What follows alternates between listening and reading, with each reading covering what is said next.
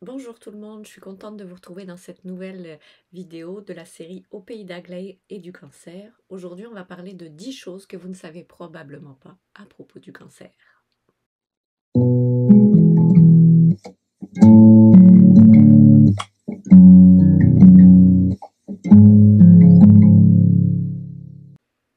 Aujourd'hui, je vous parle des découvertes que j'ai moi-même fait en traversant la maladie. Alors, si vous avez aussi eu un cancer ou si vous avez accompagné un proche, il y a sans doute des choses que vous savez.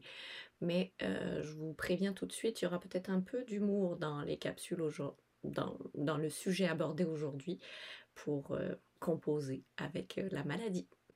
Donc, première chose que vous ignorez probablement, oui, on perd ses cheveux dans certains cancers, mais c'est pas seulement les cheveux, tous les poils, donc sourcils, cils, etc. Et on sous-estime l'importance des poils de nez ou vibrisses. C'est très très important d'en avoir parce que ça évite les saignements, d'avoir le nez sec. Donc en hiver, c'est moins le fun, mais il existe des pommades pour rester hydraté. Ça peut être utile. Deuxième chose que vous ignorez probablement, le goût qui change. Certaines chimiothérapies en fait vont faire que les aliments ont un goût de métal ou certaines propriétés de l'aliment vont ressortir. Moi, je trouvais par exemple qu'il y avait beaucoup de choses de salé ou que le goût était étrange. Donc ça a un impact aussi sur évidemment l'envie de manger, l'alimentation chez vos proches. Donc c'est à garder en tête quand vous les invitez ou le pourquoi du j'ai pas tant faim. Troisième chose à savoir, il y a des prises de sang avant les traitements pour savoir si vous êtes justement, si la personne est en état de recevoir le traitement. Donc on s'assure de sa bonne condition physique, de certains marqueurs sanguins.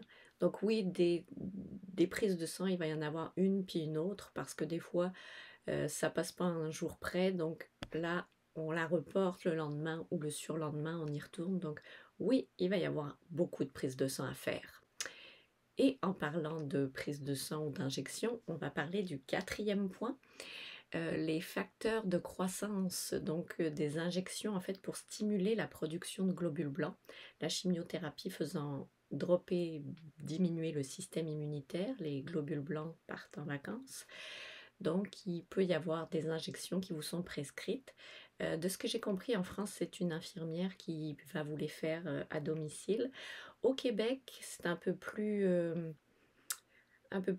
comment dirais-je, au Québec, disons qu'il faut avoir une âme un peu d'infirmière. C'est vous qui allez vous les faire ou vos proches.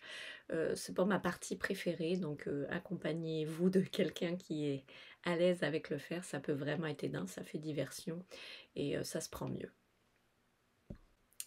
Cinquième point, j'étais plus sûre du chiffre. Les liquides contaminés. Oui, la chimiothérapie, c'est dans le corps, ça se reçoit. Ça veut dire que tous vos fluides corporels sont contaminés pour quelques jours. Donc, même vos larmes contiennent la chimio, donc du poison. Donc, ça se peut que quand vous ayez un down et que vos proches veulent vous faire des câlins, il faut être prudent avec vos petites larmes et les sécher sur un mouchoir, ne pas les laisser aller partout.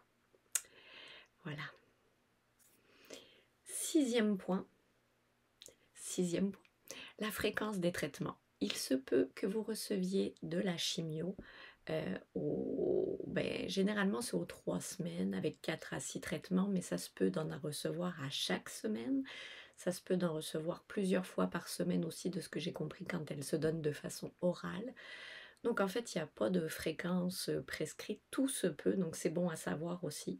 C'est sûr que quand c'est à chaque semaine, il y a la prise de sang à faire avant, il y a les globules blancs à injecter, il y a le traitement à recevoir à chaque semaine. Donc quand on dit qu'est-ce que tu fais de tes journées, les journées passent vite, sont occupées et il faut aussi le temps de se remettre après le traitement. Donc on est bien occupé quand on est malade, on se remet en santé. Septième point à aborder, les dispositifs implantables sous-cutanés. Vous pouvez avoir une chambre à cathéter implantable ou un cathéter central à insertion périphérique. Oui, j'ai une petite note, je m'aide. Donc les porte-à-4 qu'on appelle peuvent être ici ou des PICC line ici dans le bras. Ça, c'est quand vous avez beaucoup de traitements à recevoir. On va vous implanter ça pour vous aider en fait à prendre soin de vos petites veines dans les bras qui vont être assez sollicitées par les traitements. Donc là, on vise une veine plus grosse. C'est un confort aussi. Et puis, ça ne va pas forcément vous être proposé. Ça dépend aussi du nombre de traitements que vous allez avoir. Mais si on vous le recommande, en fait, c'est un bon investissement. Ça évite d'être piqué plein de fois ou si vos veines sont fuyantes ou le traitement a la tendance à sortir de vos veines, puis vous avez plusieurs fois à être à avoir vos dispositifs de réinstaller dans les bras ou les mains, mais avec ça, vous êtes pas mal tranquille, je vous dirais. 8e point. Alors, la chimiothérapie, l'immunothérapie, traitements ciblés sont calculés en fonction de votre surface corporelle. Donc, l'oncologue prend votre taille, votre poids et calcule quel dosage vous allez recevoir, qui est validé aussi par la pharmacie, évidemment. Donc, la chimiothérapie ou l'immunothérapie que vous allez recevoir, ben, j'imagine oralement aussi, mais en intraveineux surtout. Donc, c'est calculé de cette façon-là. 9e point, les traitements ont un impact sur tout le corps, effectivement, mais aussi sur notre cerveau. Il peut y avoir du brouillard mental et on peut se sentir au ralenti, oublier des mots, oublier ce qu'on allait faire dans une pièce encore plus que d'habitude, je veux dire, même quand on est fatigué ou stressé. Donc, c'est ça, ça se peut que votre proche, quand vous discutez avec lui, soit au ralenti, cherche ses mots, c'est normal. C'est l'effet aussi de la chimiothérapie sur tout le corps. Et enfin, 10e, c'est pas parce qu'on est en rémission que tout est fini.